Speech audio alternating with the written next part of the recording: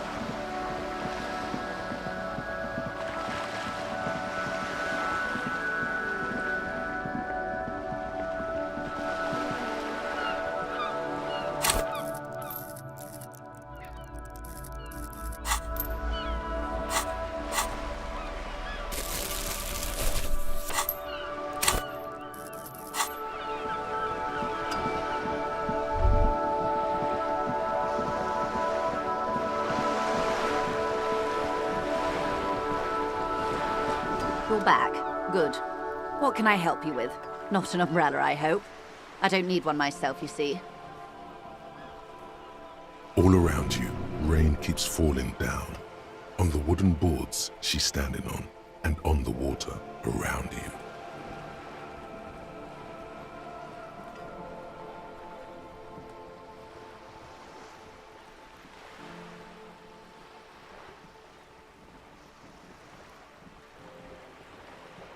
Very rugged. Good choice. Now, I suspect you had questions. Nothing like talking to pass a rainy day. Am I right?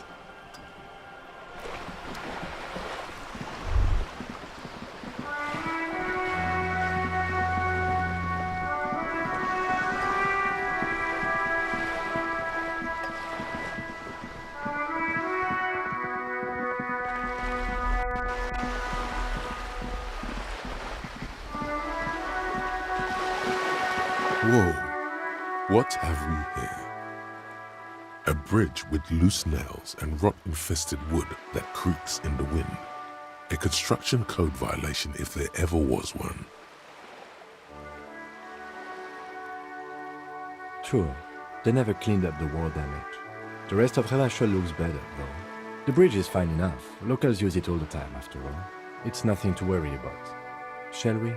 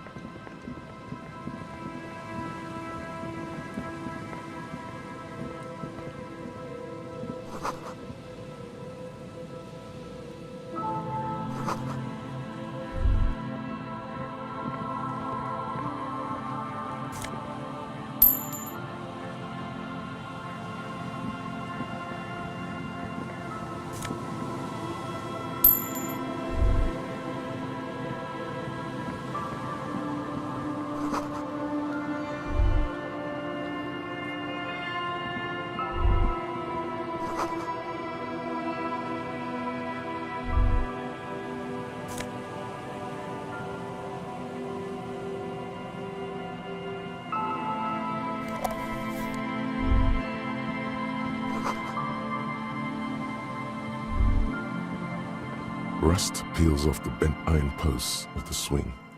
The wind whistles through the skeleton of the small house behind you. There's desolation everywhere. In this yard? He's assessing the situation. How long ago was it abandoned? Someone thought they could have a summer house in a bloc obscur, for cheap. It didn't work out. They abandoned it about a decade ago. A black bloc, a part of the city left unrenovated after the war, or one that has fallen to gang violence, or has become inhospitable in some other way. On aerial photos, block obscures look like dark squares, hence their name. Practically, it's not an official term in any way, but look around. No sewage, broken power lines, crime, drunks. Life is tough in the blocks. It's no place to build a summer house. Yes, and you picked it up as part of the Jamrock shuffle. It's not meant as nagging, just an observation. We should move. I don't think we will solve the murder with forays into the urban hinterland, at least in this phase of the investigation.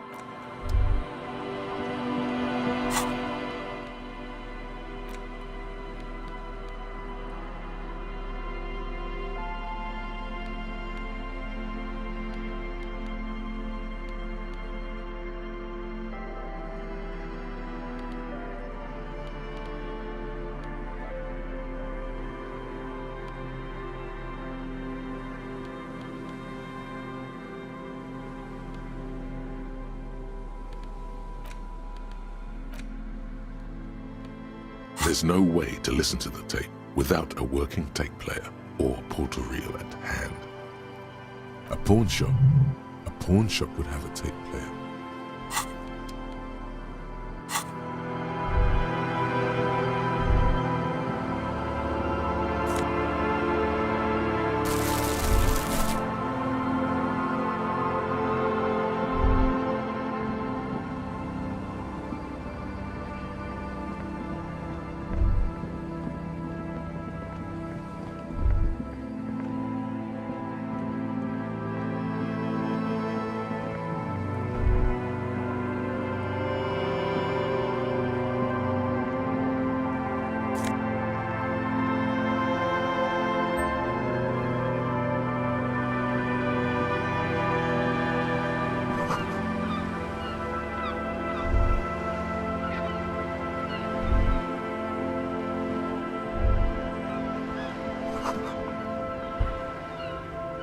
A banged-up motor carriage lies half-submerged in the icy water, slowly sinking into the Insulindian Ocean. Only the cabin top, rear wheels, and the engine remain visible.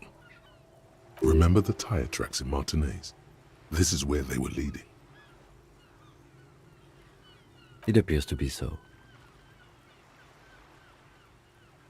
I agree. We should definitely investigate.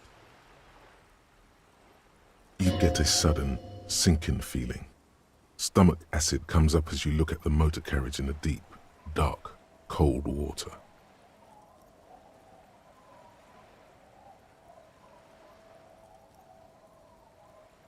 The motor carriage is properly stuck in the ice. Getting it out would require a team of specialists. A single day in the salty seawater would ruin most vehicles, but this one looks worn even in places the salt water hasn't touched it. The logo is too deep in the murky water. You can't make it out, but you do see a monkfish float by.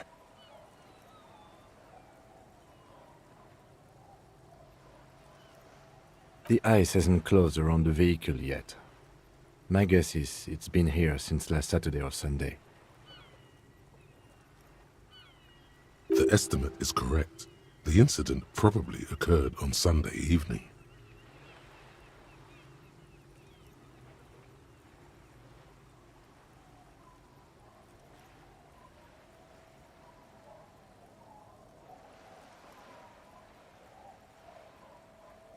Your mocking tone finds no response, but the motion of the waves.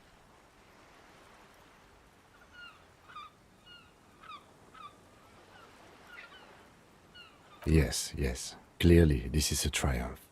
I'd say the vehicle has been here since last Saturday or Sunday.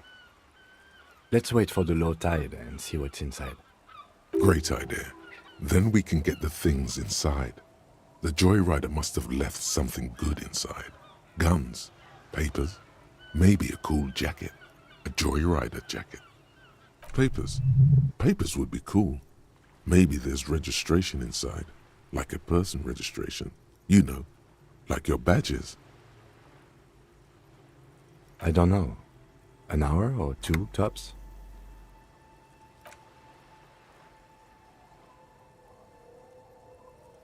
As you sit down in the old, rusty playground, the world around you becomes very silent.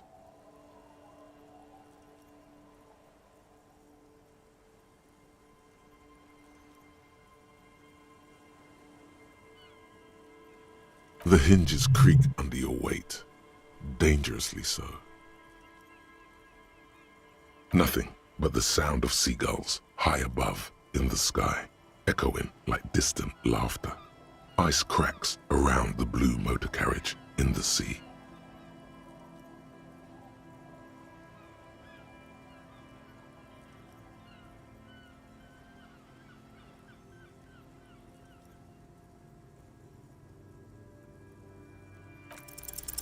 The tune on your lips forms a strange yet undeniably beautiful contrast with the surrounding bleakness. The lieutenant gives you a quick glance, then, still looking straight ahead, he joins you with a higher pitched and slightly more melodic trill. Two birds on a wire, whistling by the seaside, looking at the water and a sunken car. The wind blows. In the distance, behind the church, some vagrants are having an argument over a bag of tear they found in the reeds. Further away, a flock of seagulls lands. The clouds pass in the sky, and the shadow of the swing moves like the hour hand on a timepiece. 30 minutes have passed. Looks like this might take a while. Time to present a good topic for discussion.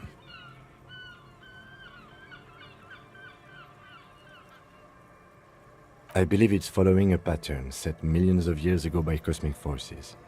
But I suppose it could move quicker, yes? Clouds on the horizon grow darker, and the shadow of the swing set keeps climbing. You hear the distant rumble of the city. 30 minutes pass. Luckily, I am already a member of an independent organization, and therefore do not have to choose between a rock and a hard place.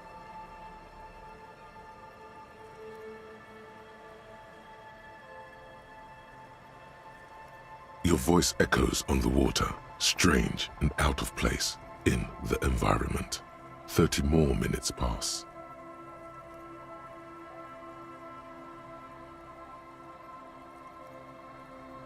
Detective, I've been able to make out the mark ever since we arrived. I find it odd that you haven't. It's a Capri, Model 40. Yes. Why haven't you? It is a simple and rugged machine, favored by working men, government offices, firefighters, animal control people, you know, those kinds of people.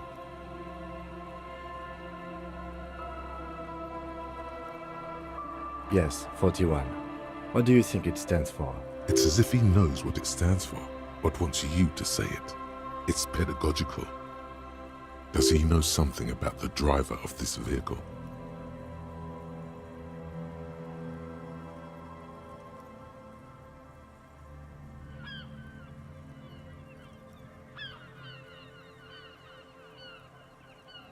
A precinct, yes. A police precinct. Precinct 41, your precinct.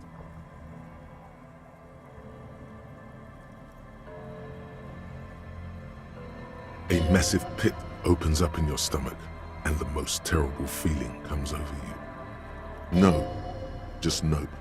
Say no to this, Harry. I'm afraid so, yes.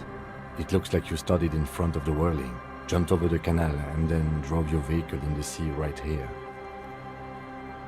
The lieutenant adjusts his glasses and doesn't say anything.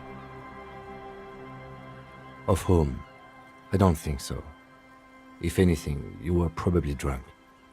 Detective, we don't. A rescue operation really isn't viable at this point. I'm afraid it will have to be there like that for many years. Look at it. Parts of it might be salvageable, but overall, this machine is a write-off. You can still whistle. Besides, the night is always darkest before the dawn. People are more valuable than machines. Training a police officer is even more costly. That is very unlikely. All the electrics are toast. That goes for the electromagnetic steering and brake systems as well. You'd be lucky to find one undamaged component in there. In a few months, there will be nothing but rust left of this vehicle. It'll be cheaper to buy a new one. Well, not cheaper. This motor carriage costs 40,000 real. But in the long run, it still makes more sense to buy a new machine than try to refurbish this. Let's face it, this is a substantial loss to your district's budget. I mean, my station only has 4 other vehicles in addition to my kinema. This was 20% of the station's vehicular budget.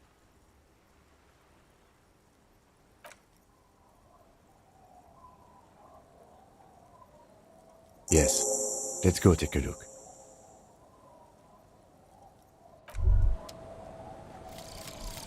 Actual art degree. Trite, contrived, mediocre, milquetoast, amateurish, infantile, cliché and gonorrhea-ridden peon to conformism. I fucked me. Affront to humanity. War crime. Should literally be tried for war crimes. Resolutely shit. Lacking in imagination. Uninformed reimagining of lip-wristed, premature, ill-informed attempt at talentless fuckfest, recidivistic shit peddler, pedantic, listless, savagely boring, just one repulsive laugh after another.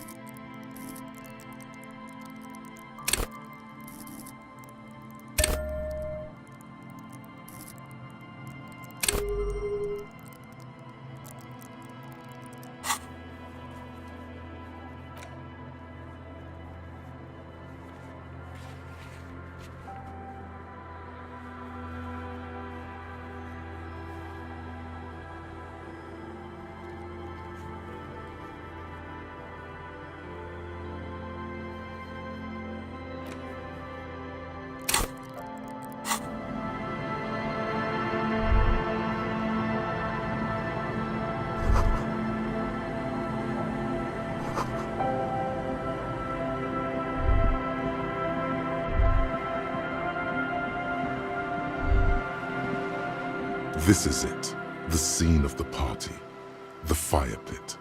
Cigarettes and empty bottles all evidence it. Not as such. I'm talking about what came after the party scene. Looks like they were here a while, judging from all the bottles. The sunken motor carriage provided them a focal point, like a goose ice sculpture or a chocolate fountain. Looks like it.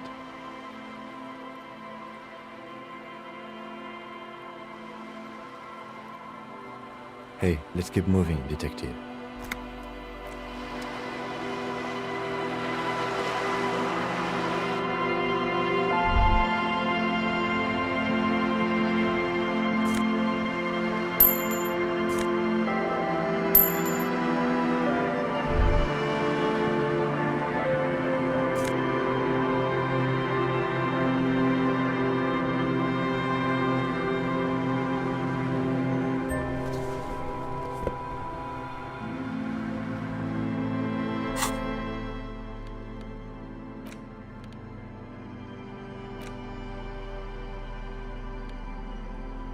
Police badge on which you see the photo of a man, you, Some seaweed is stuck to the back.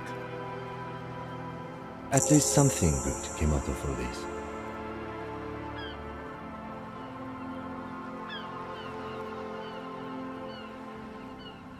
Encased between two durable plastic sheets is a bluish card with lines of information and a watermark in the shape of the street grid of Revachol West. You see a photo, a name, a rank, a document number, the date of issue, and in the lower right corner, the man keeps winking at you with his green-gray eyes.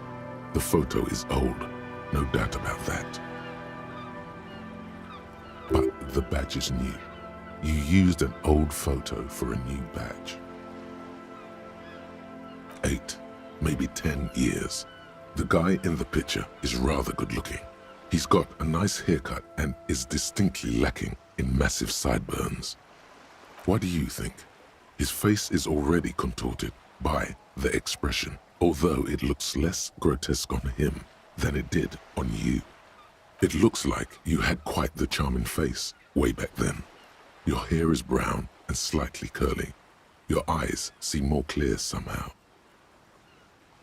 The lack of alcohol swelling is a bonus, though there's a pinch of that in your cheeks already. The badge in your hand shines as you rotate it, catching light. You see lines of information on it, and a shining watermark.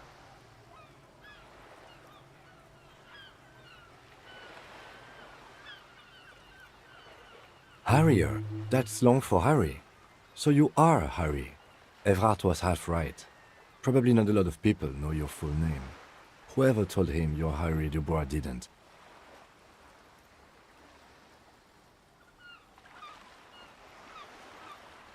It's a wartime name, revolutionary. The kind mothers give their sons during troubled times, like Undying or Boxer or Ironhide. A name like armor.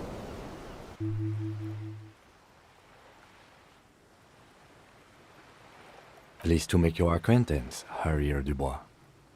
The badge in your hands shines as you rotate it, catching light. You see lines of information. Lieutenant W. Freighter. The lieutenant is a rank above sergeant and below captain. It's the highest rank in the RCM that still does field work. I am a lieutenant. The title of Freighter is added to your rank when you decline a promotion to a higher rank. In your case, captain. You have declined twice, thus you're W. Freighter. There are many reasons one would do this. The rank above you in your precinct's décomptage might be taken, or sometimes promoted officers do not want to replace their superiors out of respect. And sometimes they just prefer the type of police work available to their current rank, in your case, lieutenant.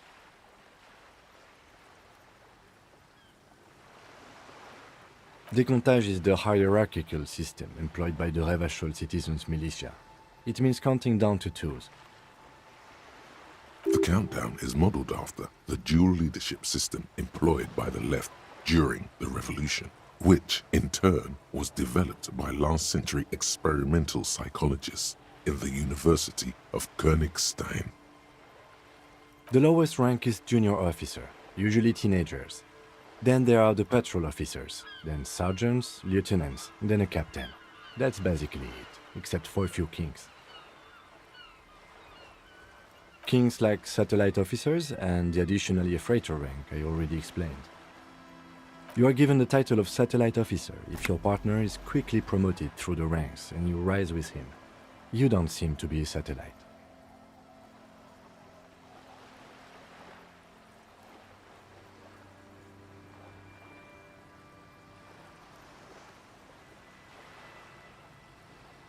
No, I've been putting up with you because despite an unconventional approach, you are doing good police work. It matters more than driving your motor carriage into the sea. And now we've even found your badge. He trusts you, for now. Try not to spoil it. Such a small yet precious thing, expensive paper caught between thick plastic, like a fly in amber. It reads. That's just the serial number. Revachol, Jamrock, Precinct 41, with some numbers thrown in there for good measure. 4 months ago. I'm guessing that's when you were promoted to the rank of Lieutenant W. Freighter. A new badge usually comes with a new rank. You seem to have been doing well then. You're pretty sure you weren't doing well, but better? Probably yes. Yes, it's the designation of your precinct. 41, like mine says 57. The 57th is mostly industrial harbor, a lot of asphalt. The 41st is... it's a tough station to work in. You have all of Jamrock to cover. That district should have 3 precincts, but money is what it is. But then again, it's a legendary district, and a hell of a station too.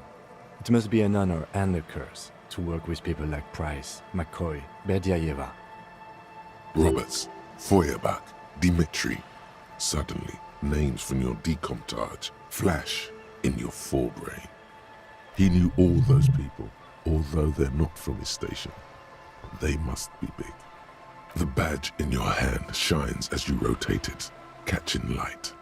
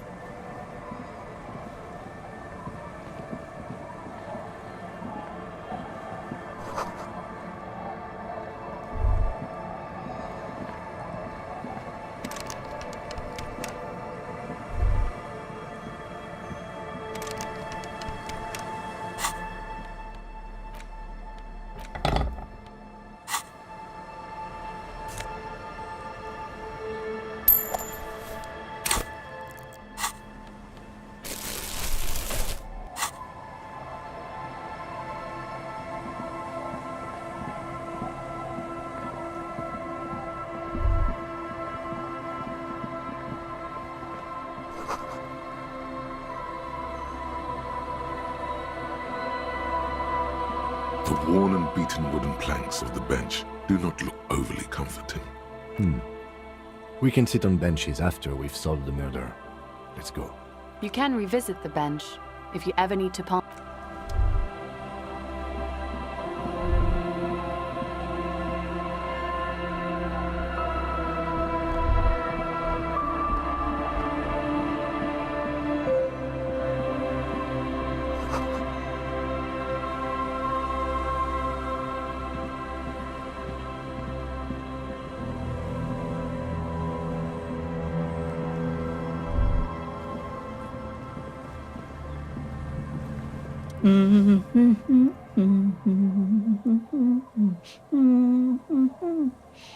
You're not sure about the melody, but it might be South Samaran, possibly Sigayan, also known as the apricot suzerainty. Welcome to the fishing village. Please lean in closer. I have cataracts. Then how does she know you're here?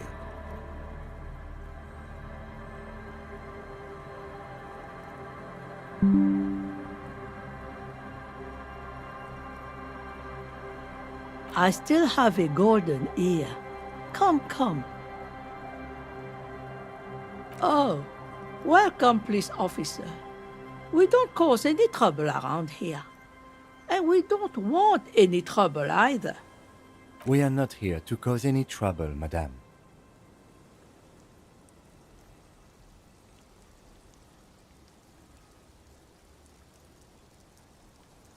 Oh, of course.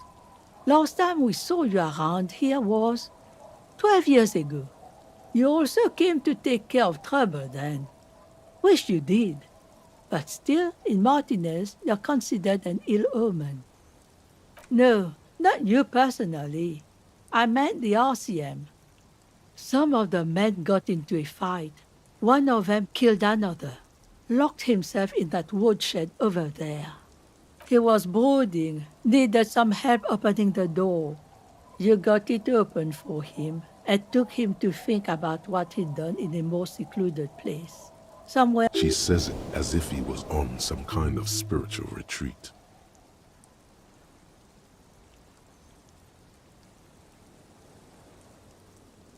Oh, the usual. Dark tidings. Black hound. Maybe they are afraid, because you're an ill omen. But you're still welcome here, as long as men with guns aren't chasing you. And maybe even then, because that's the kind of fishing village we've built. I'm sorry there's not a lot of room to park the motor carriage, and not a lot of houses, or a lot of people. My kids are long gone, searching for treasure. So are others. Ah, look at me ramble on. What brings you to us? Stay? Most people here are trying to leave. That said, if lodgings is what you're looking for, I've got a free room in the shack. I won't charge you for it.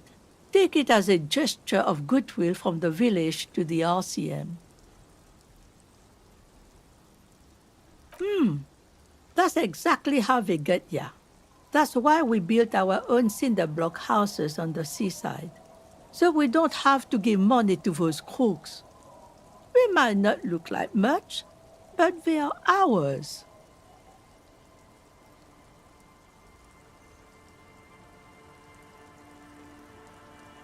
My kids grew up and left like they do. The house is long empty now. I live in the small side attachment. It's easier and cheaper to keep warm.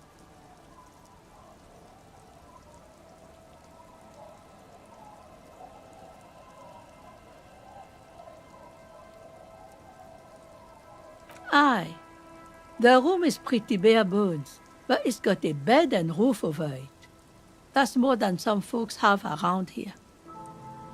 When Varson communist revolutionary Ignace Nielsen was in hiding, he stayed in a hut on the Boreal Plateau for 10 months.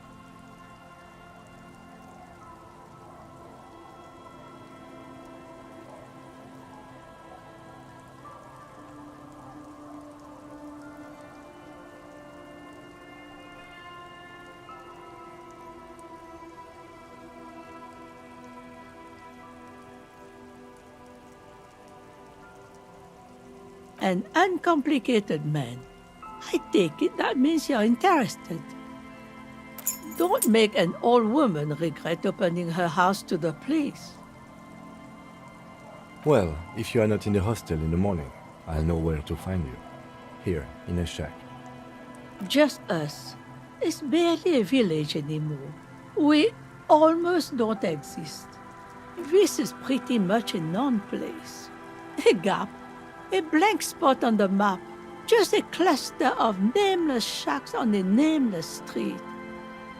The place is so pornographically poor, it's not even funny.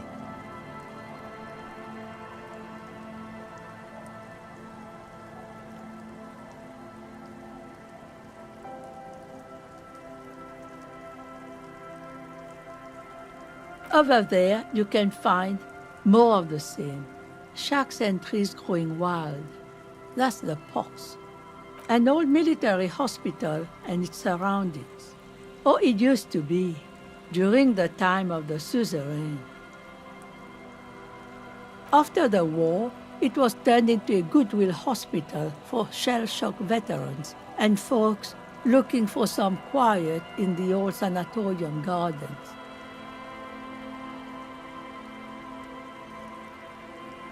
Now the area is crisscrossed with nameless streets and makeshift cinder block houses, shacks as far as the eye can see.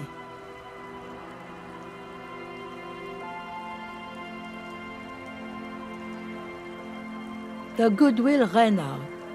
The staff left and the place was shut down. It's long gone by now.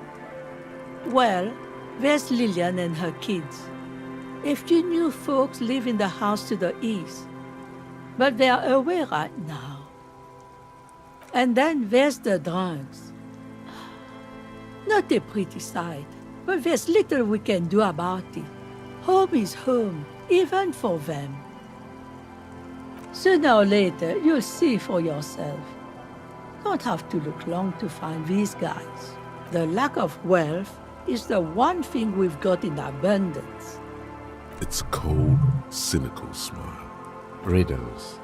Fits with the general ambiance here. Aye. Sometimes it's as though I'm also gotten lost inside this nameless nothing. Oh, it seems to be a common theme these days.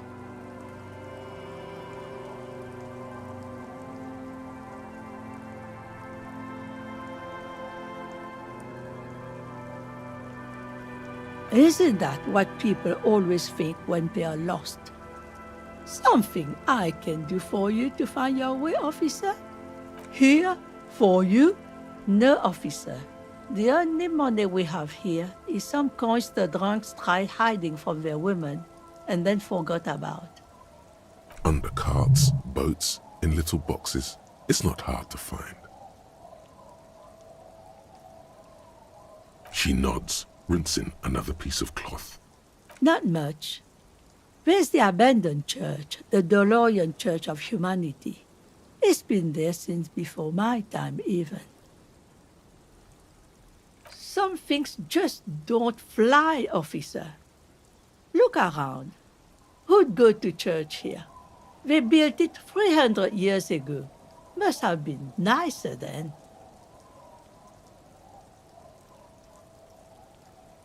So, they don't hold services there anymore? The Ecclesiastes? No, we've tried, but things just keep happening. Crime, accidents, other things. The place never stays open. It's a pity. It used to be such a nice church. Before you get to the church, there's some ruins, an apartment complex, or some kind of electrical plant. Run-down bunch of houses, empty. I don't know exactly. A pre-war place. It used to be something. Before the war. I wasn't here then, you know. Was born in Samara. Of note, the old fish market up on the boardwalk. But it's closed. No one. That's why it's closed. It was once a bustling place. Back when I was young, and so was everyone else. Now, what catch we do bring in goes straight into a lorry for the Delta or somewhere else. What?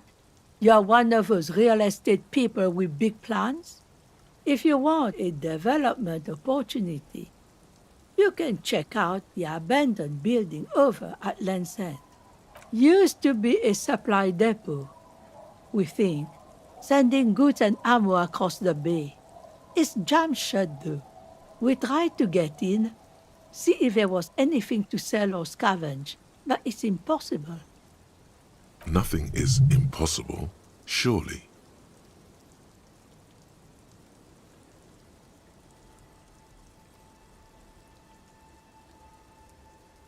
And now you know everything there is to know about this coast.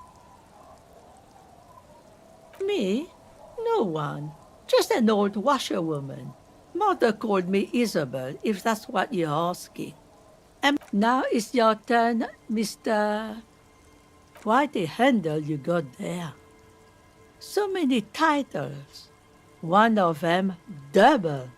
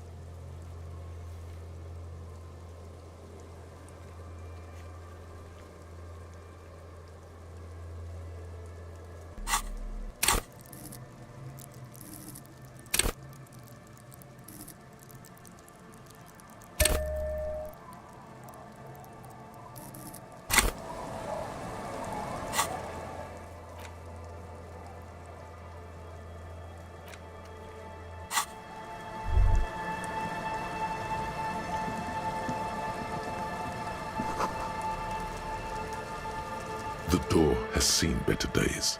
The layer of paint has started to peel off due to the salt and wind. I'll wait outside to give you some time and privacy to check out your new living arrangements. But just so you know, after we are done with the day, I'll still be staying in the whirling rags for the night. We'll meet in front of the shack in the morning. The key turns with a satisfying click. You can enter the shack now.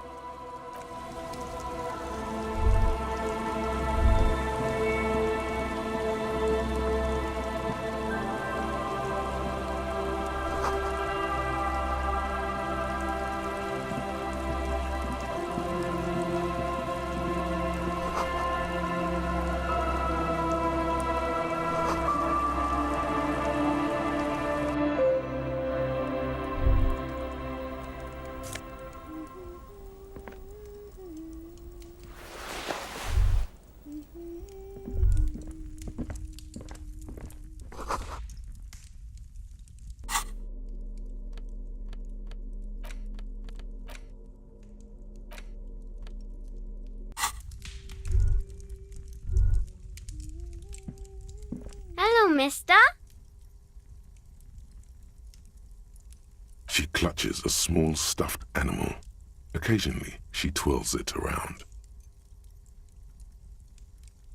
My mom's outside, and I don't really know about my dad. It's a grouse. Wasn't Gar, the cafeteria manager, trying to repair a piece of taxidermy? I don't know. Sure. I mean, you already took it. I don't like it anyway. It looks angry. It's Lammy. He's my friend. Sort of. Like... Lambie is a stuffed lamb that, admittedly, has seen better days. One of the eye buttons is missing, and the fur is tattered in several parts. Yes. Lammy has lived a long life. Lammy was a... No! That's not it! You know what you are, Lammy? I think she means revolutionary. Yes! Lammy was a Bye!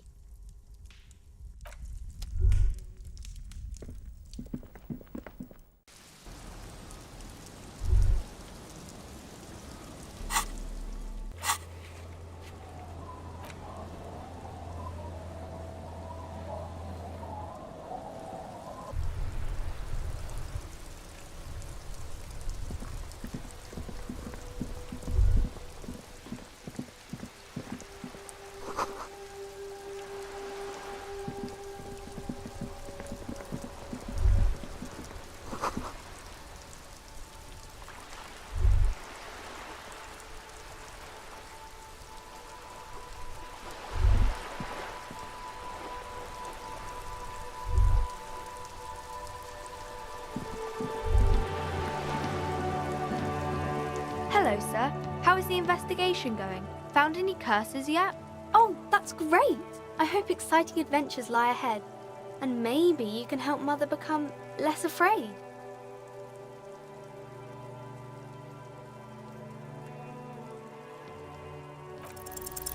The girl keeps her hands folded, hidden. Why is that? What do you mean, sir?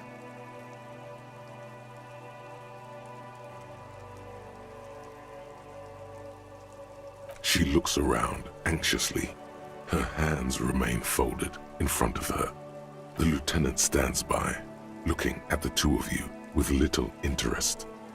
She brings out her reddened hands, her nails frayed, nearly chewed down to the flesh.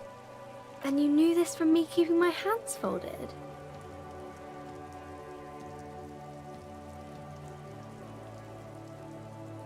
Well, that proves nothing. Anyone could do an easy deduction like that.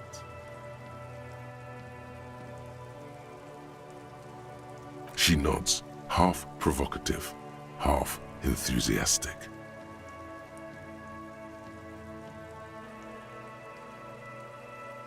Maybe so, sir. Okay, I know it's a bad habit, and I shouldn't.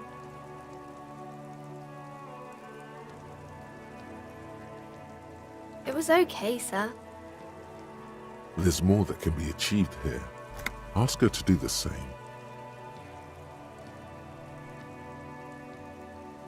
You're quite sober. The lieutenant does not flinch at the comment.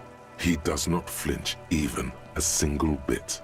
He is intensely not flinching. It takes effort.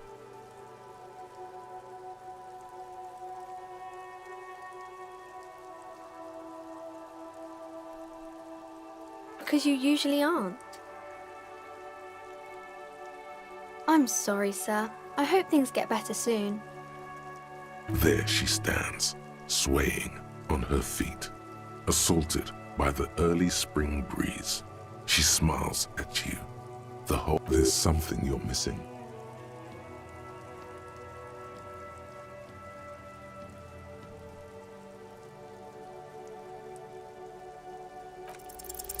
You have absolutely no idea. Familiar? How? You must have forgotten something you heard again.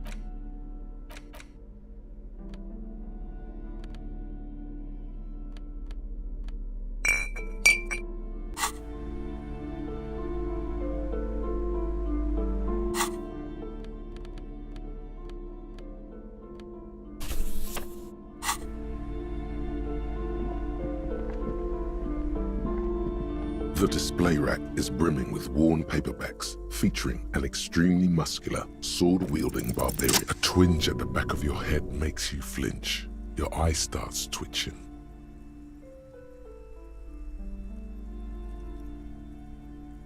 Your hand reaches toward a book with glossy cover art of the very muscular man from Heimdall in chains, kneeling in front of a staircase leading to a throne. Between the throne and the Heimdall man lies a bonfire, casting shadows on the wall. The shadow of the woman's headdress looks like a pair of devil horns. The title reads, Man from Heimdall and the Devil Woman. The display rack before you is burdened under piles of Man from Heimdall novels.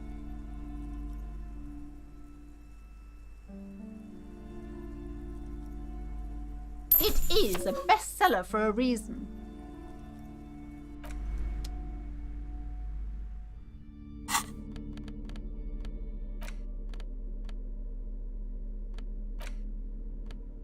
The edges of the pages are worn and smudged. A lot of people have read about the Devil Woman's altercations with the Heimdall man. The jacket copy proclaims, Man from Heimdall returns in his most exciting adventure yet. After crashing into a strange jungle, cannibalistic natives abduct his only surviving comrade, Noble Tiribold. Before Man from Heimdall can mount a rescue, he is ambushed by a tribe of female warriors and taken to the ancient citadel of Cloud City, where a mysterious and wicked queen rules supreme. Will Man from Heimdall be able to escape his dire situation and find his missing friend? You open the book to a random page. Man from Heimdall, wielding his two Zweihanders, is carving through a sea of savages, his visage fixed in grim determination.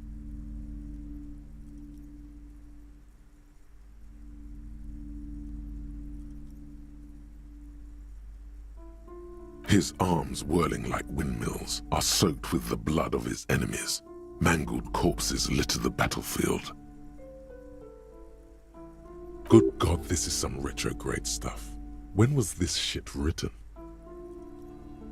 You flip to the copyright page. This book was written in '38. Berserker rage burns in his azure-hued eyes as he brings glory and honor to his long-lost Heimdall tribe. From the village of Heimdall, the ivory giant roars like an ice bear, and the winds of Gatla howl out his name.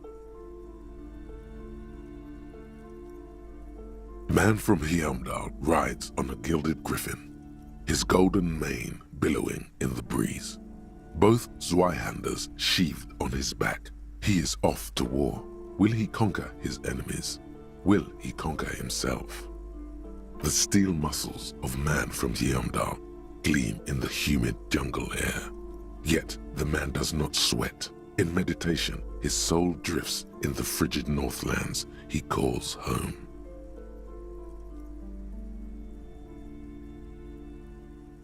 A passage reads, The man from Heimdall looks up, his eyes blue as the mountain lakes of his homeland. He rarely speaks, but now his voice booms in the darkened throne room. Do not try to sap my masculine essence, wicked temptress. Son of Heimdall will never succumb to your seductive wiles. Thine spells are no match for purity and strength of will. Brothers of Heimdall, stand above the vices of flesh, for it is weak and corruptible, yet mine is forged in gore and strife. Queen Lydiana just laughs, a sultry and salacious sound, then says,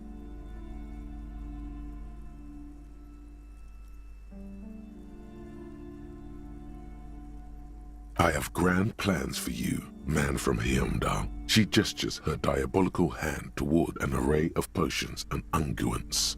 First, you shall please me. Then lead my armies against the vicious cannibals. Not a muscle moves in the face of the man from Heimdall. Yet inside, there is turmoil. This is beyond primitive.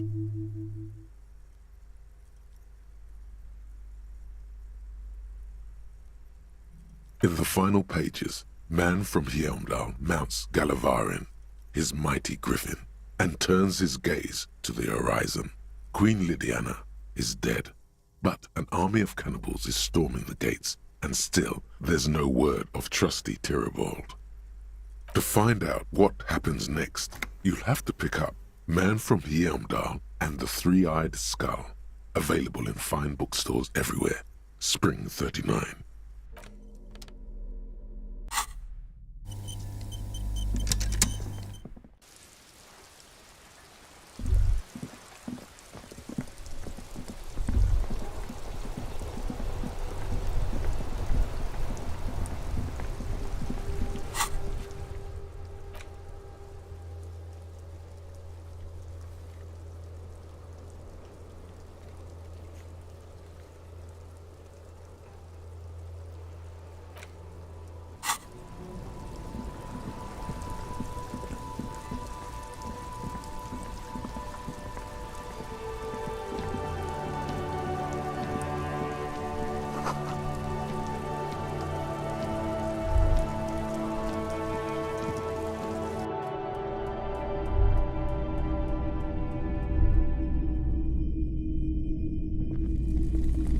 You see rows of toy soldiers guarding the rest of the trinkets. This set of soldiers isn't meant to look at... I think their poverty has been exaggerated for effect. When you place them next to the royalists, it may be. The boomboxes wait on the shelves. And your boombox, that gold and amber Harman Waushi. And here you are, quality sound reproduction on the go. It'll play anything, wherever, turn any tape into a conversation of sounds and shapes.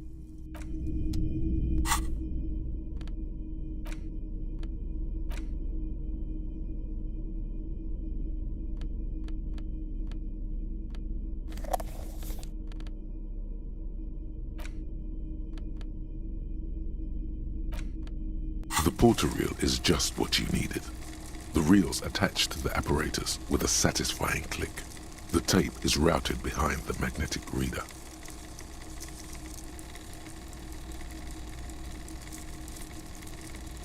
You press the large button marked Commencer, and the tape starts spinning. There's a small delay before the song starts playing. Then the organ starts playing a simple, melancholic tune echoing in the hallway. Alone telling you about the tiniest church in Cessons, surrounded by even tinier yard. You almost feel the seaside mist on your skin. It's mega sad. Within seconds you know, this is the one, the real shit you've been looking for. The one you trust your room to that Claudia told you about. Perform it. A click, then silence for a bit. Then the tape stops spinning. Of course you could sing this. You could take sad to a whole new level with this. And you already know the lyrics since you've listened to it like a million times. Yup, they're all here. All 3 verses. And the B-side of the tape contains the instrumental version. It's like the world itself is telling you to do it. Gart, you have to convince Gart to let you sing karaoke in the whirling. After you've won him over, you can express yourself. Let the pain out. Make everyone understand. The lieutenant looks at you as you remove the tape from the boombox. He...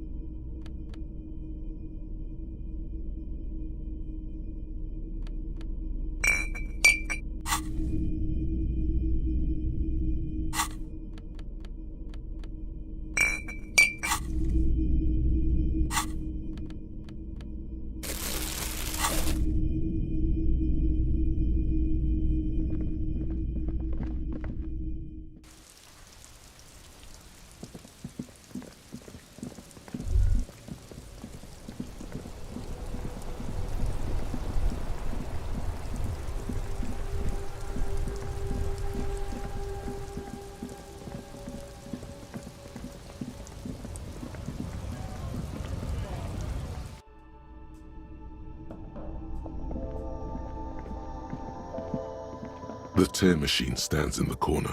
Your bottles clunk into the machine, and the money appears with a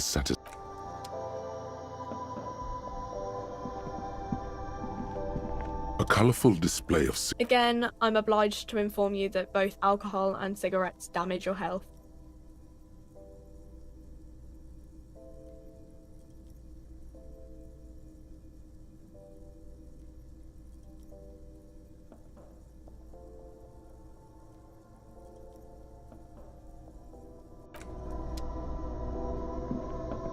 A small cabinet on the wall is filled with various medicine bottles, nasal sprays, and blister packs. They all bear the Saint Baptiste Pharmaceutics logo.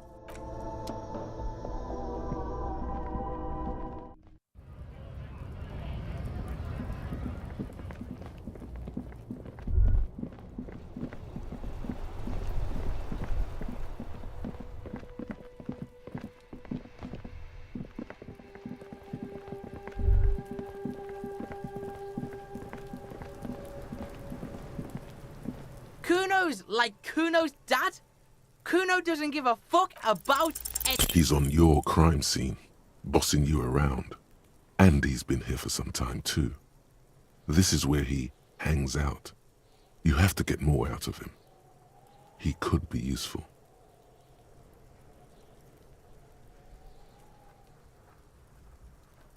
No!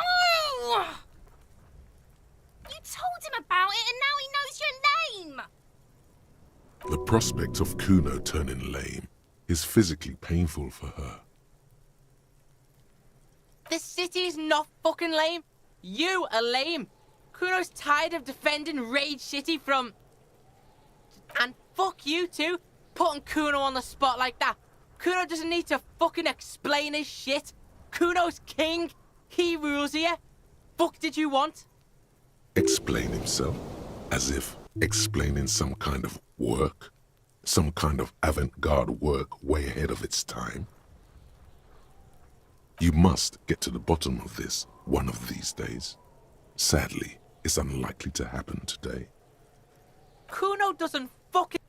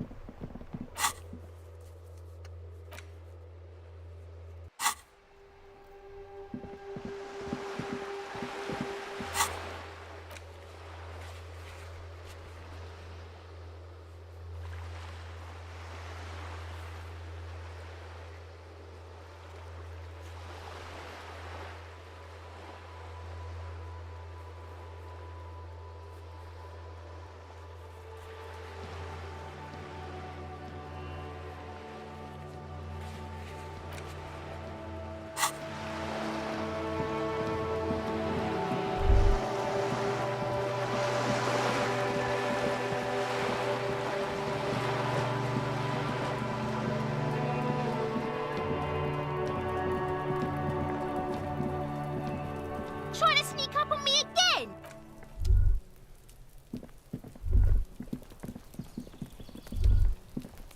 The spread pattern of these bullet holes makes your chest ache. Your breath grows heavier. More old bullet holes, half a century at least, from the revolution. You peer into the faded marks in the stone. They peer back like an endless row of tiny black holes. Sweat starts trickling down your brow.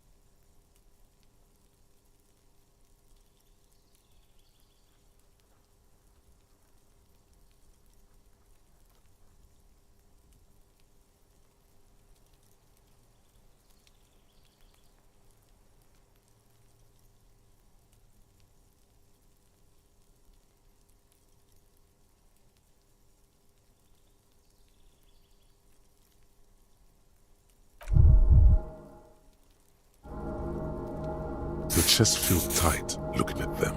It's closing in, caving in, ever tighter. Your breathing grows even heavier. You okay there?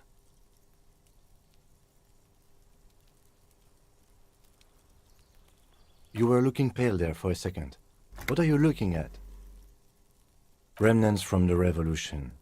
These are over half a century old. Perhaps a crime of a sort ages ago, but no, these do not warrant an investigation. Not much. I don't have a fresh perspective on it. Should we go?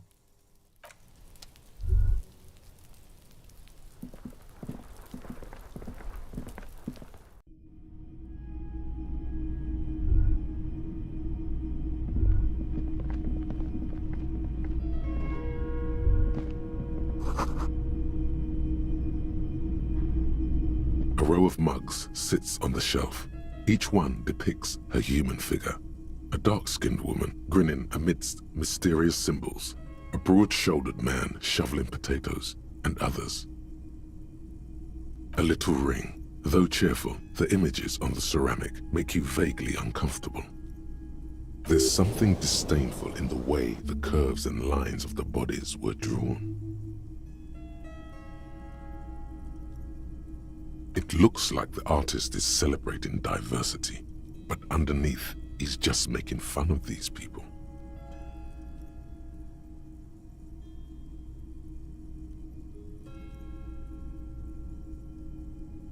You ain't gonna change someone's mind by calling them a bastard. The lieutenant picks up one of the mugs, then puts it back down with a look of disdain. I'm beginning to feel better about breaking into this man's apartment. Yes, your broken mug friend would feel very much at home here. The same humor, the same mocking lines. There's the missing tin soldier. Whoever lives here might have used the Whirling's container to dump his trash. And now they've drawn the ire of the Union. The plot thickens, as they say. An interesting little clue. Let's see where this goes. Clues have a way of magically connecting to other clues down the road. Who knows? I'm not expecting too much from this clothes in the trash lead either way. It might turn out to be some random local matter, but still, a nice coincidence.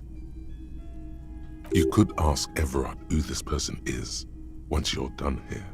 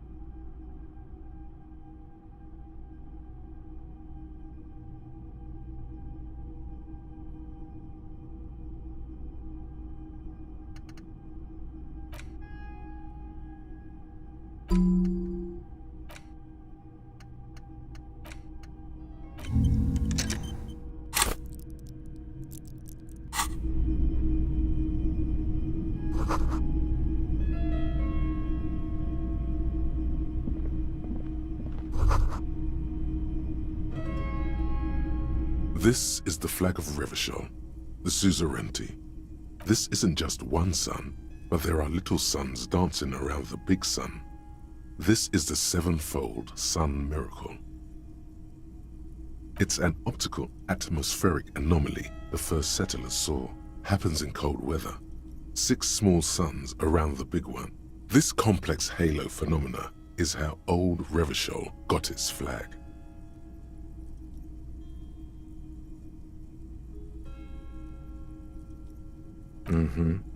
The tenant is an old-fashioned guy. By old-fashioned, he means very right-wing. The flag doesn't seem to mind. It's just a colourful fabric with a sun sewn onto it. Like all feudal flags, it looks like a children's drawing.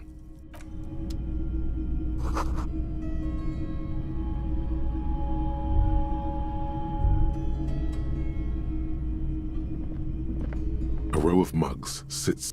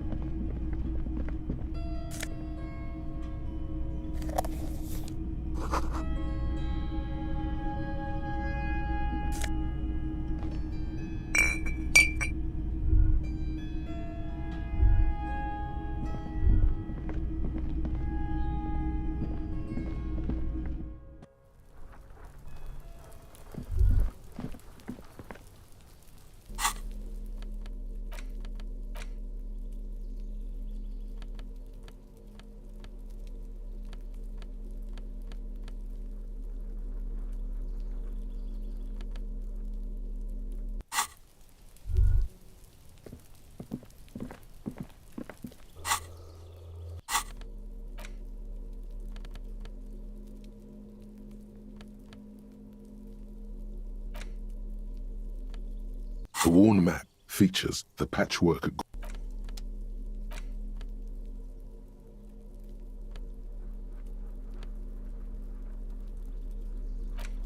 There it is again, the scent of apricots with a touch of cinnamon.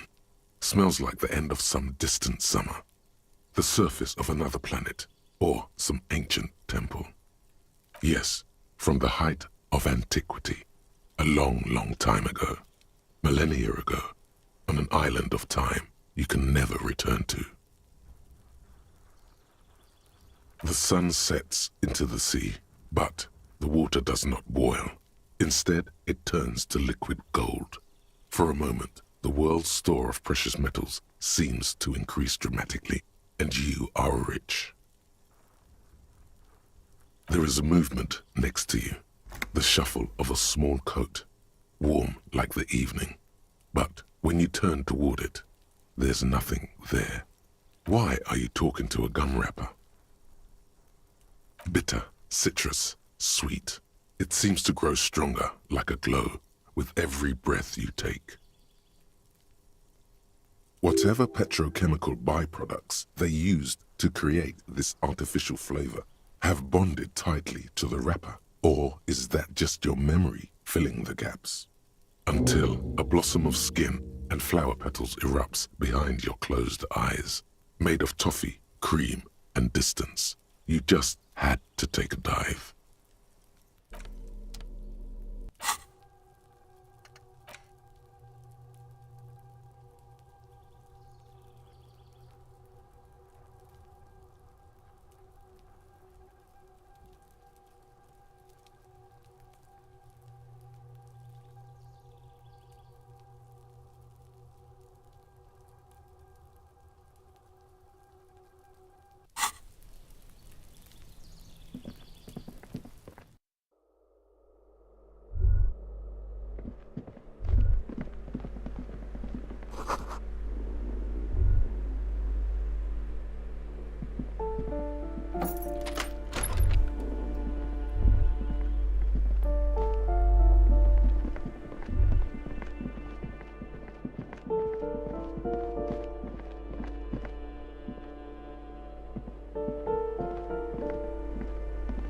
You hear someone walking around inside, a poor communal. Do I have to? Do you have a what? Let's go.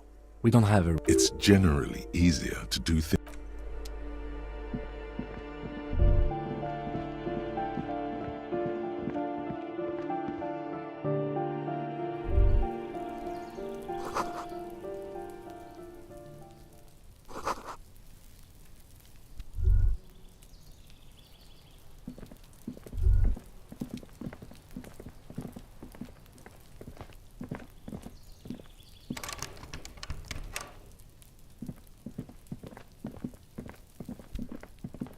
Gendarmerie. You found me. His slender figure is backlit by city lights, its distant streets and motorways flashing like diamonds.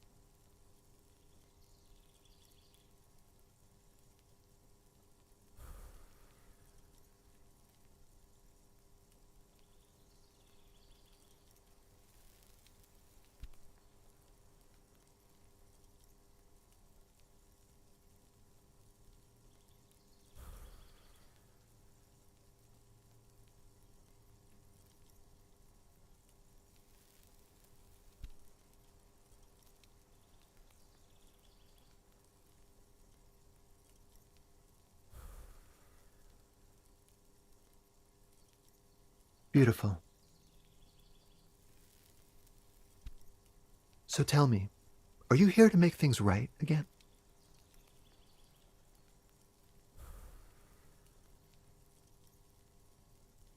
Beautiful. I have some good news for you. My Sunday friend is visiting me tonight. I told him about you and he'd like to say hello. Step in. He's already waiting. That's why I chose this place. Martinez is special, isn't it? Wait. Suddenly you are digging things? Trust me, you do. That's nice, but I don't have anything to tell you. It's my friend you're looking for, not me. He takes another drag of his unfiltered cigarette and looks around. It's getting dark and the neighboring windows have lit up, one by one. Downstairs, a cat crosses the yard, disappearing into the bush. Besides, I've got to run. Something tells you you're never going to talk to an individual this cool or mysterious ever again. To the city. It's a beautiful night. Something flutters in the corner of the lieutenant's mouth as you're saying those words. We'll talk. Just not tonight. Take care, all right?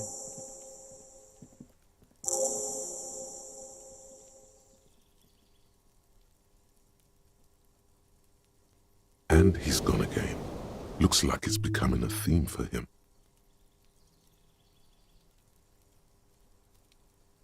Who knows, detective? It's a mystery. Different, of course. His shirt. His shirt. He's trying to dive deep into the mysteries of his shirt. His shirt? No, I don't know why his shirt is always unbuttoned. He's barely holding it together. It's all he can do to keep from bursting out in laughter. Come on, detective, let's go. We've got a potential witness to interview. His Sunday friend, remember?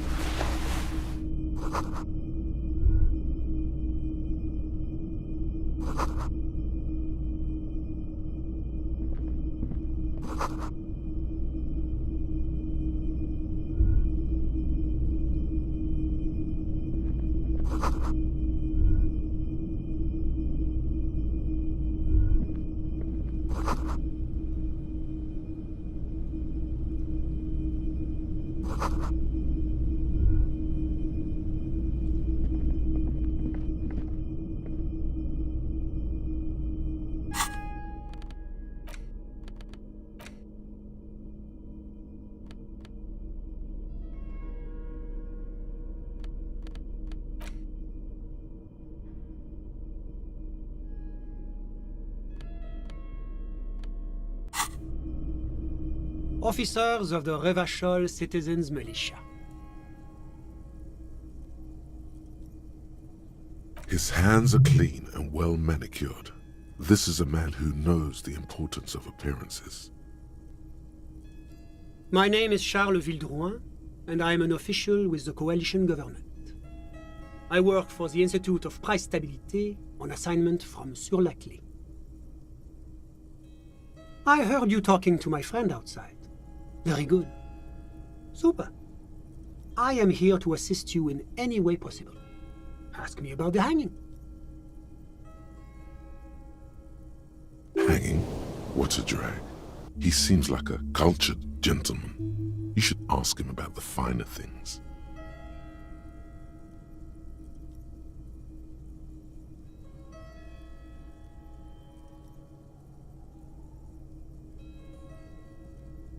Oh yes, my friend has a great eye for these things. He refuses to tell me where it came from. It's a mystery. I believe they call this type of frame industrial. It's very comfy. That's really all I can tell you about it. The lieutenant takes out his notebook and nods to you to proceed. I'm sorry to say I did, officer.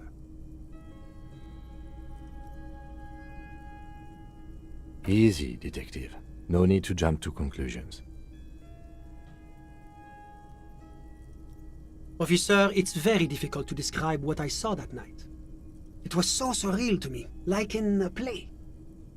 He holds out his hands and blossoms his fingers, like a drama teacher setting the scene. What do you mean, like in a play? It was just so strange. I could barely comprehend what was happening. I was on the balcony when it happened, getting some fresh air. I remember that first they came in, carrying what looked like a body. And then I saw all the surrounding windows go dead, one by one. That's when I understood. I should not be seeing this. Sounds like the victim was unconscious, or at least incapacitated. Well done, detective. I couldn't see their faces well, and there were quite a few of them. But they were very loud and very Martinez. Let's just say that the laboring classes can get rather expressive with their... I couldn't tell you exactly. Less than 10. Maybe 8? The lieutenant sends you a sharp look at the mention of that number. That's a giant you're describing. No, they were all quite human, as far as I could tell. I went back inside. Yes, back inside. Keep yourself safe from the killing. Were you able to see anything from inside? Officer, the yard was pitch black. There was nothing to see, but I could still hear their voices. They were threatening to kill that poor man. All men, I presume. But again, I couldn't see very clearly. But we are fairly certain the lady driver was present. It's possible, officer, but I cannot say with certainty. I believe they were mostly white, though I believe I saw 2 Areopagites among them. And I am quite certain that one spoke with a Mesk accent. Well, that's the strangest part, officer. Nothing happened. It was oddly quiet for a public lynching. Eventually, their shouts died down, and that was all. There were no gunshots, no celebratory shouts, no anything. You're right, of course. That is what one is supposed to do in such circumstances. I was simply in shock. I'm afraid I don't have anything else to add. About what time was all this happening? All I can say is that it was late. No, I didn't see the corpse until the following day. It seems this wasn't the break you were hoping for. I think we have everything we need. Thank you for talking to us, Mr. Villedroit. Of course, anything I can do to assist the RCM.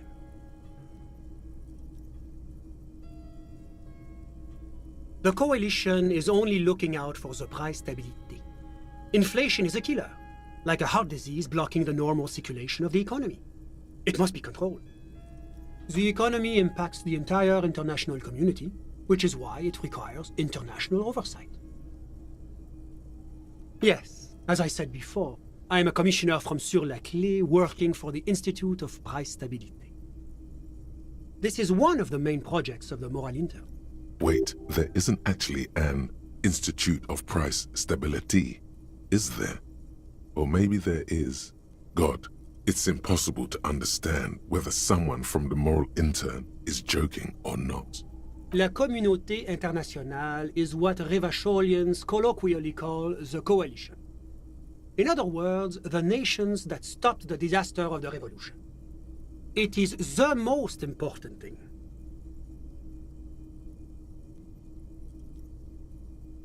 It's the central goal of any sound monetary policy.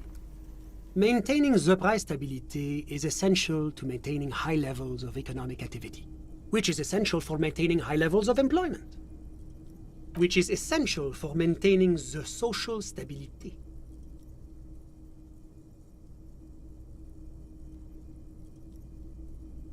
Basically, it makes sure the price of bread doesn't change.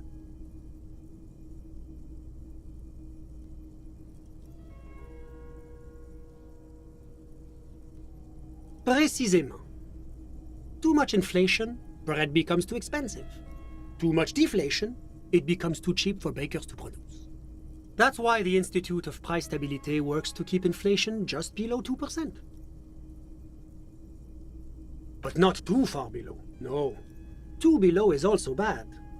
Below, but close to 2%. The Coalition believes in the importance of informing the public about the benefits of the price stability. Transparency is one of our principles. Would you like an informational pamphlet? A sound monetary policy is essential for addressing uncertainty. Stability is the raison d'être of the Moral Intern. It's the reason why I identify as a moralist.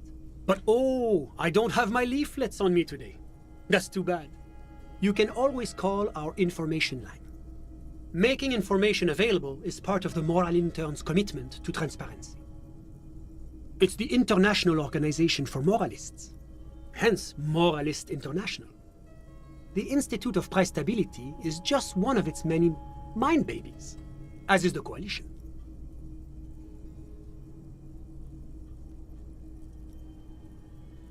There are more nefarious powers to work for than the Moral Intern.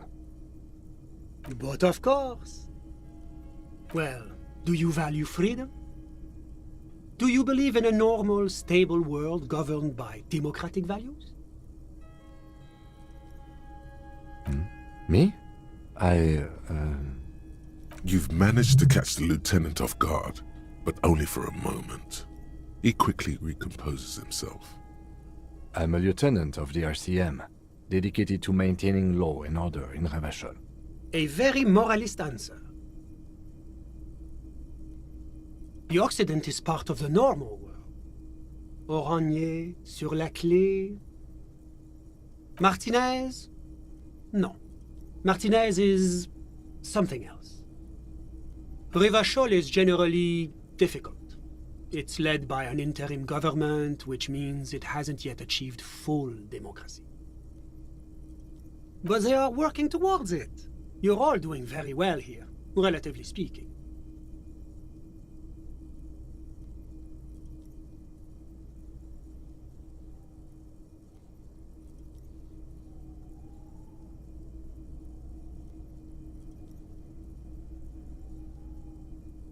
Is this option D usually the most reasonable answer?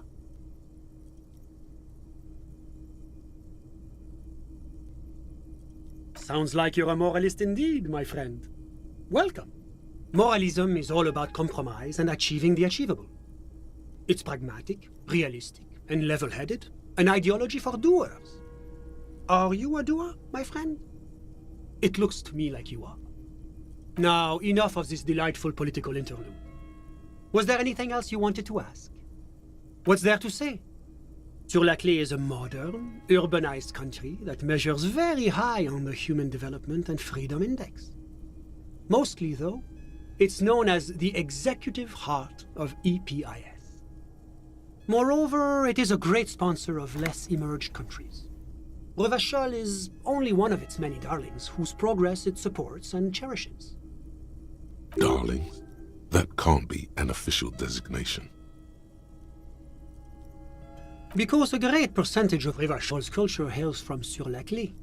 Its language, its people, its cuisine even. Or at least in the downtown La Delta area.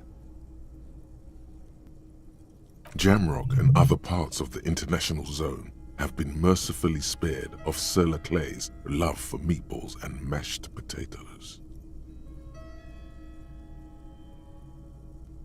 Oranje is an exemplary nation who, as a core member of EPIS, contributes 28% of our annual budget. Next to Sur-la-Clé, Oranje is probably the most prominent member of the international community. Oranje's economy is one of the most advanced in the world. It has successfully transitioned from heavy industry to advanced services and generally acts as an engine for sustainable change in the international community. But that didn't tell you anything about Oranje. About what? Oh, it's very urban and very well organized. Their streets are clean, their horse cars run on time, the people are polite and efficient. Like I said, they are an example for less emerged nations to follow. Ah, well, I'm renovating it. It is an interesting project. The building used to be a 12-story skyscraper before the cannons took the top 4 stories off. This, of course, happened when the coalition forces landed here. You could say I'm undoing some of the material damage the international community caused when we arrived here. Whatever you wish, officer. Ah, my friend. My friend is a good young man. His family immigrated here from Kedra, and life has not been easy for him. But he understands the importance of education. Kedra is a candidate member of APIS. But, between you and me, their potential membership is a more contentious issue. That it's never going to happen. They entered negotiations in 21, and it's been pending ever since. EPIS is a very special program developed by the Moral Intern to support certain Occidental nations. It began as a unified system of weights and measures, which proved to be a wild success. Nothing but kilograms and centimeters as far as the eye can see. God, yes. Sweet standardization. The backbone of rationality and commerce. It was such a wild success that we expanded it into an economic union for the processing of steel. Another success. And between you and me, the Moral Intern feels emboldened by this success.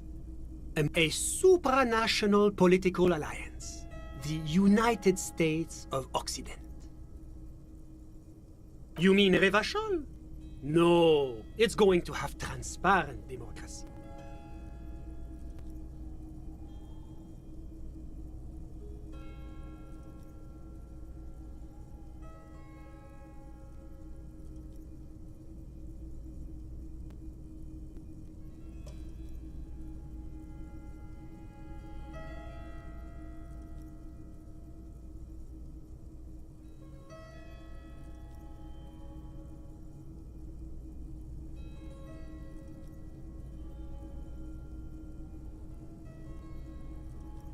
It's one day going to be a candidate member of EPIS, sure.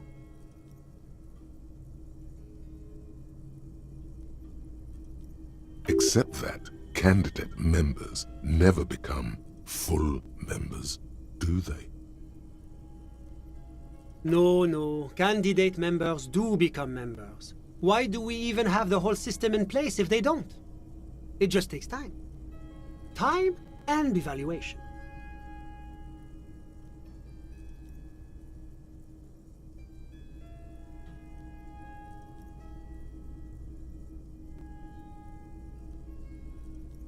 But we were talking about my friend here, not politics.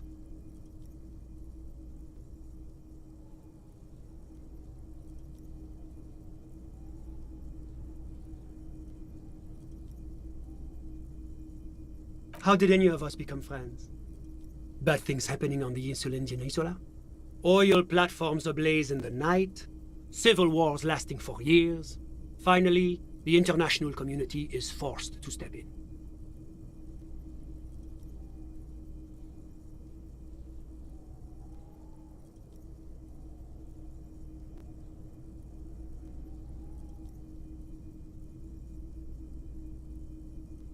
One of the wonders of democracy is that everyone is allowed to have his own opinion.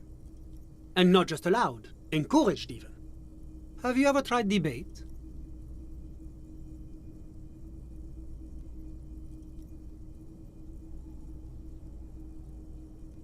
There's a joke here, and you know what it is.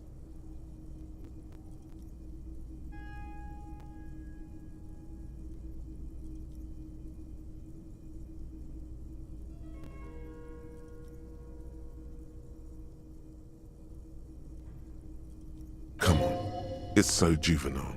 Besides, there's no way this man is going to get it. That's why it's good.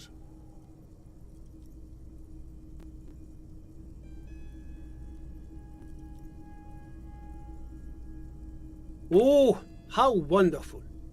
I've heard it's oodles of fun. Not that I have time to take up new hobbies myself. See? He didn't get it. Good job, Jokemeister. The lieutenant lets out a long, nasal sigh. Sorry, who? But I told you, officer.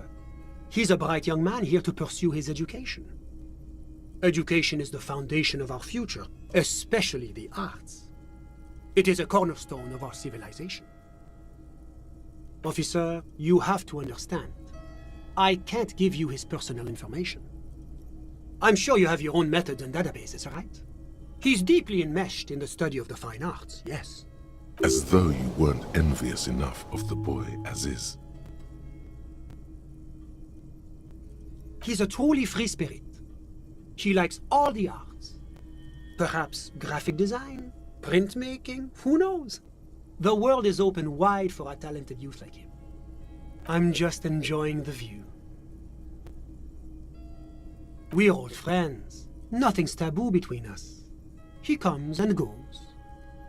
I'm sure you'll see him around. He's very active. I'm all ears, officer. A moment, officer. Do you have everything you need from me? I'm afraid we won't have the chance to speak again once you leave. It's against diplomatic best practices for an official in my position to be discussing murders with local militiamen. And I'm pressed for time. After you... That's not the real reason he's so apprehensive. Men in his position shouldn't be seen loitering around in underprivileged young men's apartments in the middle of the night. Sure, go ahead. It's a beautiful space.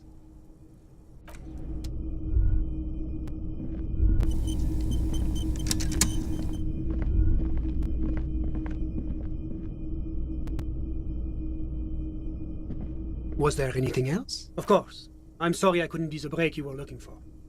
Good luck with the investigation.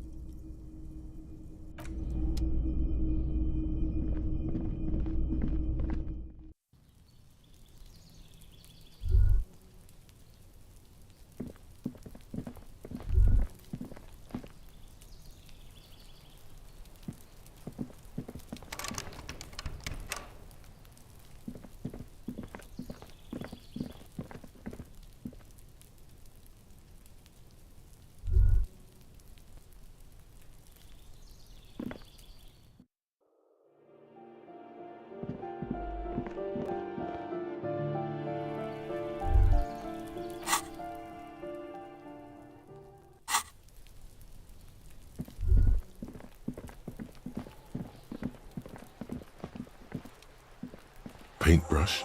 Check. Heavy fuel oil? Check. Now the only thing left to do is paint the wall. The paintbrush in your hand is like a loaded revolver. What will it be, Desperado? Quite a few things come to mind.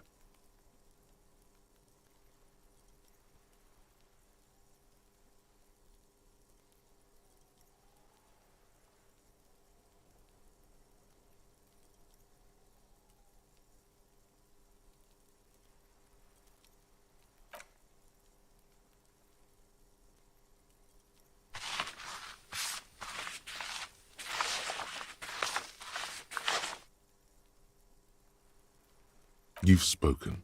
The wall will now silently repeat the message for a decade or so, until the sea air degrades the paint, adding another layer of detritus to the city.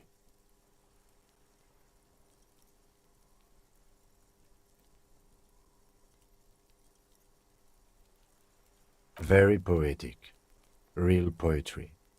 Should we return to our murder investigation? I hear there's a really bad one we are supposed to solve.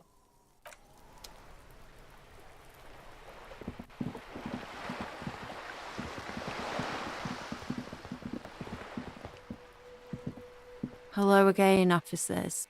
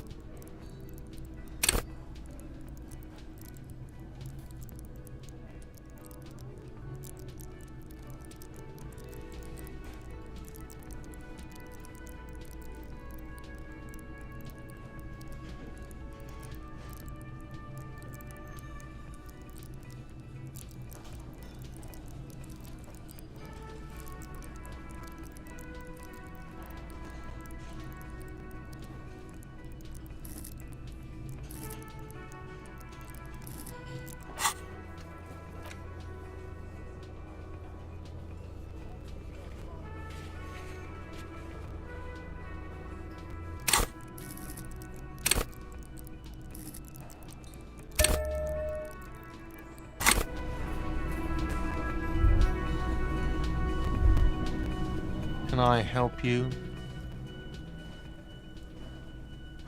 What is this thing?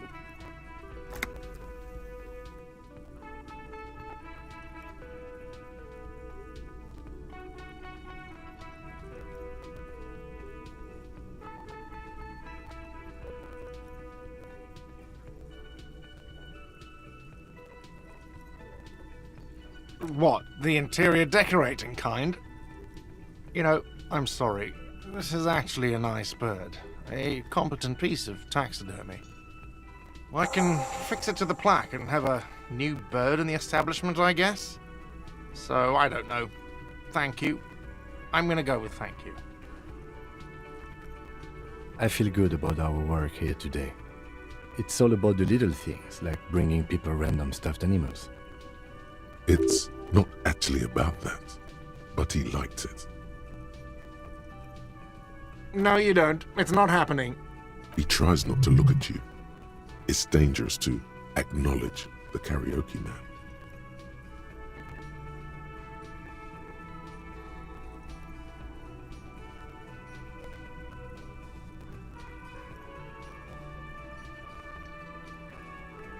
The whirling doesn't need more sad style. That's one of the styles it can do without right now. by causing more trouble. I think we're good. It's for no one. It's a prop. I'm not letting anyone use it after the great karaoke catastrophe of '44. A lot of people got killed because some arsehole wanted to sing karaoke. Okay, yes, it's for some clients.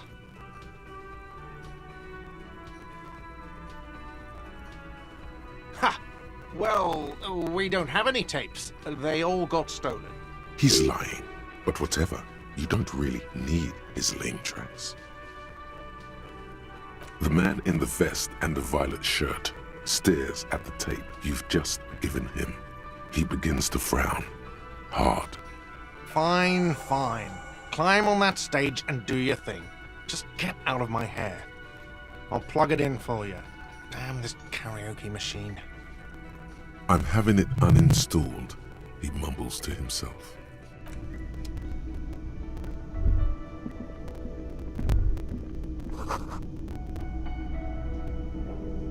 The stage is all set up for your performance. Feels silent. You can hear the pellets creak under your feet. You feel a little dizzy, a little unsteady suddenly. So, are you ready for your thing now? Let me know when I should turn on the karaoke carousel.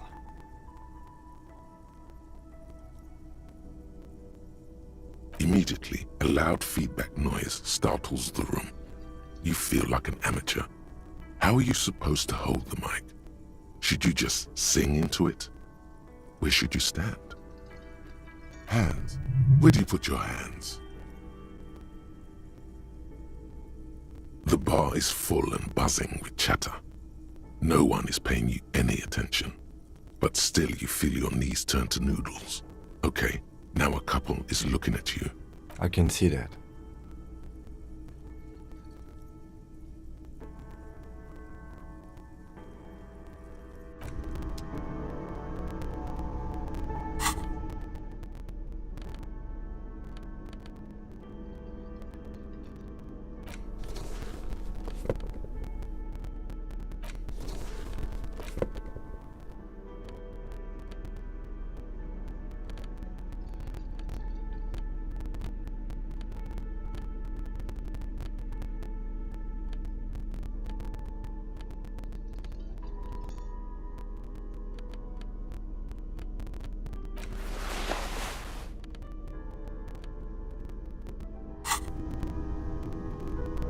The stage is all set. You feel a little dizzy. So, are you ready for your thing now?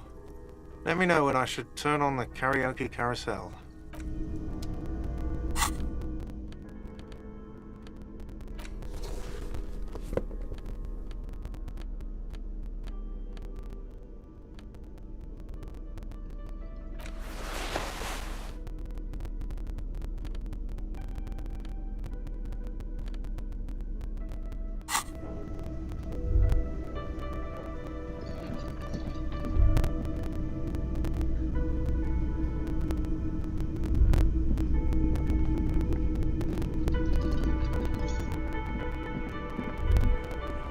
I've got nothing to say to you.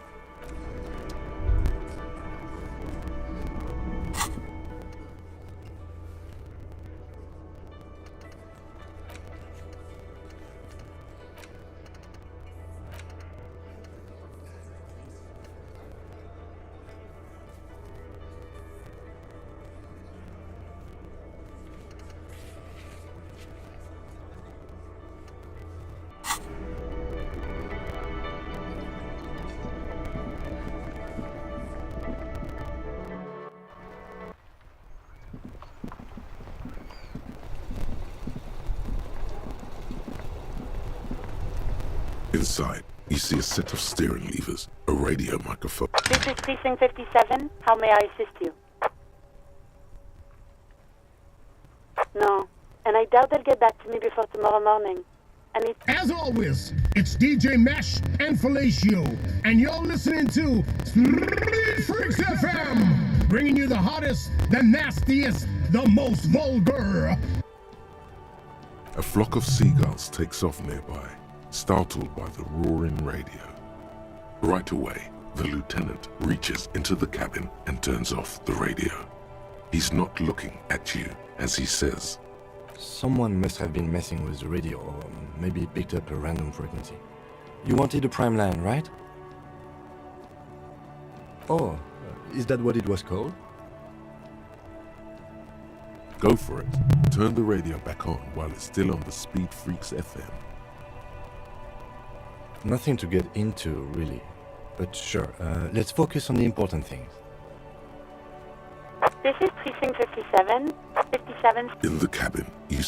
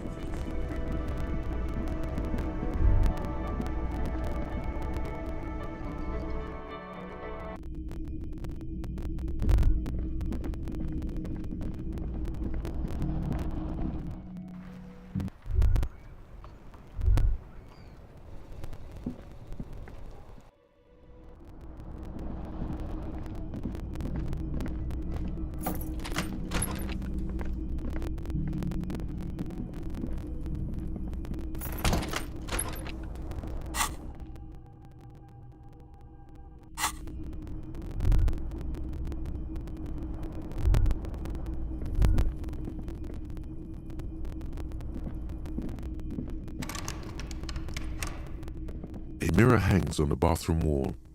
It's big.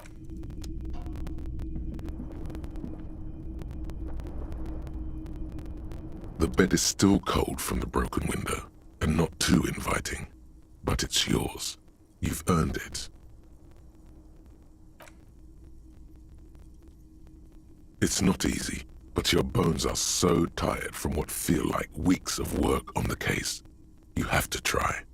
After what feels like hours, you feel you might be sleeping. Thoughts, baby. A million little lights in the dark. You're one fine instrument, brother. All those faces and all those names. All that laughter and screaming and scheming around. Recorded in you. Forever. On Faraday.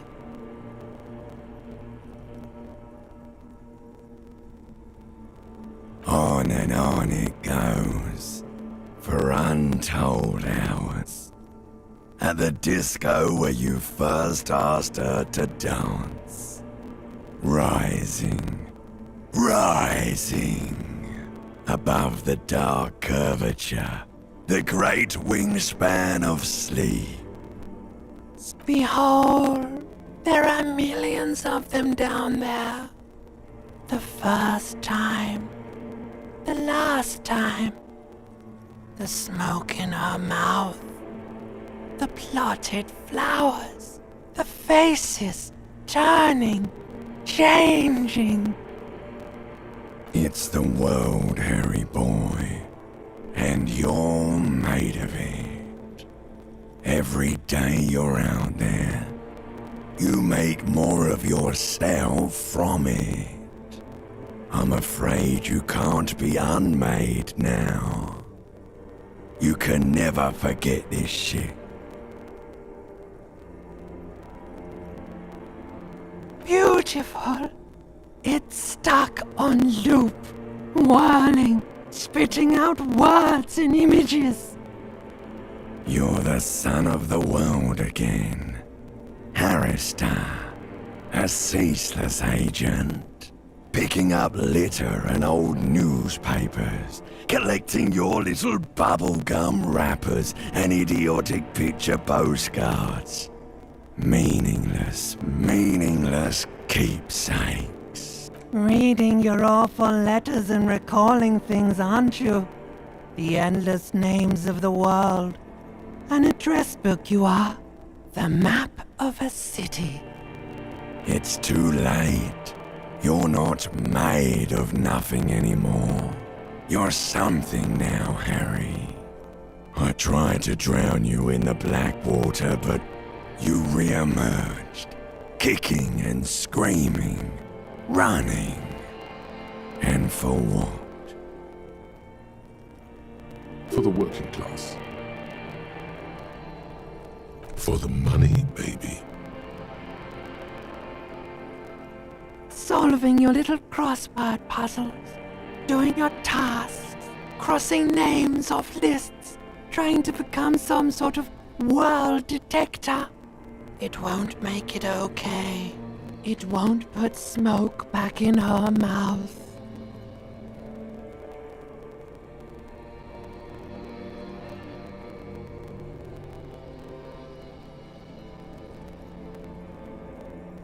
There he goes again. He's a real political animal, our Harry. He still doesn't see that it's the world changing around him. He's got no idea what he's in for.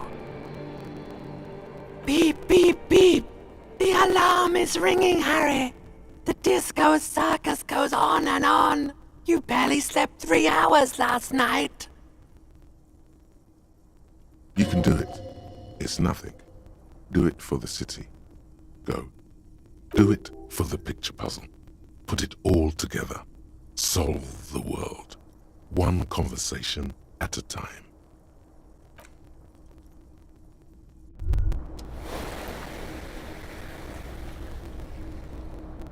Rise and shine, comrade. It's time to get to work. Despite all the thinking you've been doing, only 0.0001% of communism has been built. It's too great a task to undertake alone.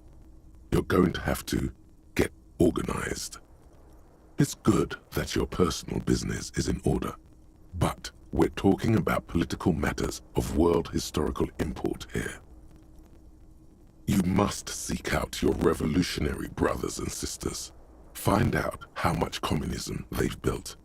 Then, together, maybe you'll be able to build as much as 0.0002% of communism. But it won't be easy. Decades of persecution by coalition authorities have driven the remaining communists of Martinaise underground. Possibly, if you have been, it's only because you're a double agent acting in furtherance of your long-term objectives. Listen to this.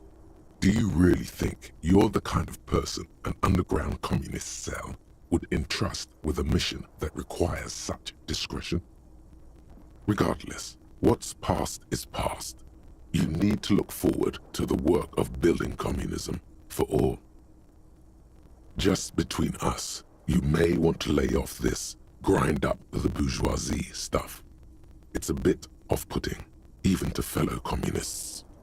Let your nose guide you, detective. Yes, fortunately, communists are known to have a very distinct smell. We really have no idea what they're talking about. There's no linkage between ideology and olfaction.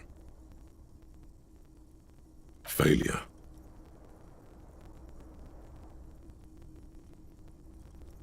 That's why you're perfect for the job. No one's got a better nose for failure than you, Harry. What you're smelling is your own body odor, of course. Nothing a shower and change of clothes couldn't fix. People sometimes complain there are no real communists left in Martinaise, but you can smell their presence. They're out there, waiting for you to join them. Incidentally, during the waning days of the anti-centennial revolution, a number of Revacholian communards constructed elaborate hideouts in abandoned root cellars, hollowed out tree trunks, and even residential sewage tanks. This latter phenomenon gave rise to the early anti-communist slogan, "The future's bright when you flush out the white." First, you'll have to locate the remaining communists in Martinaise. When you get near to someone with revolutionary potential, your nose will give you the signal to establish contact. Again, no, it won't. Any olfactory response you perceive will be strictly psychosomatic. Judging from the bust of Krasmazov and other revolutionary paraphernalia you discovered, it seems that the Cape Side apartments may be a hotbed of communist activity. You'll discuss the monumental world historical task that lies before you. You'll engage in rigorous and spirited debates about Mazovian theory and practice. But mostly, you'll probably complain about other communists. Not at all. Complaining about other communists is one of the most important parts of being a communist. Here we go. Wake, brave worker. 'Tis no time for bed. Fight till there's no slaves below, and no masters o'erhead.